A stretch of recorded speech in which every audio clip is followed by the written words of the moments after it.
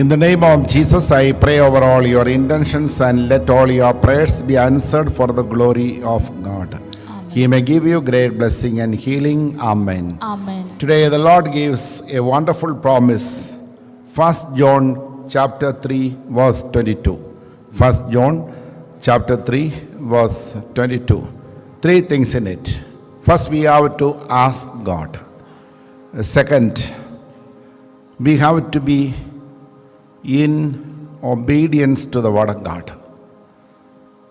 Then we have to please God. So those who are doing these three things together, surely their prayers will be answered. Let us read it together. And we receive from Him whatever we ask, because we obey His commandments and do what pleases Him. So three things. So whatever we ask in prayer, we will get it. But two conditions. After asking, we have to be a doer of the word of God. A lifestyle according to the word of God. Then we have to please God. Hebrews chapter 11 verse 6. Only one type of people can please God. Others cannot please God. Hebrews 11:6 says, let us read together.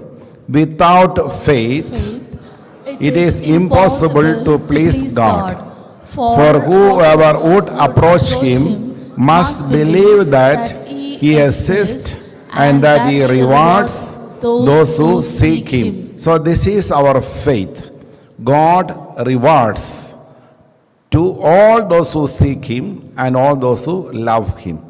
So there is a reward for you and for me. And God gives always a reward. What is a reward? What we ask for, that is a reward.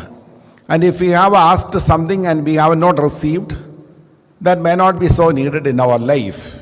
James chapter 4 verse 3. If you have asked and you have not received, what does it mean? You have asked something not according to the promise of the Lord, not according to the word of God. That's the reason that it is denied. Hallelujah. Thank you, Jesus. Because that is a wrong asking. What is a wrong asking? If anything is not in the promises of God, and we are asking for what is not there in the promises of God, that's a wrong asking. That we will not get it.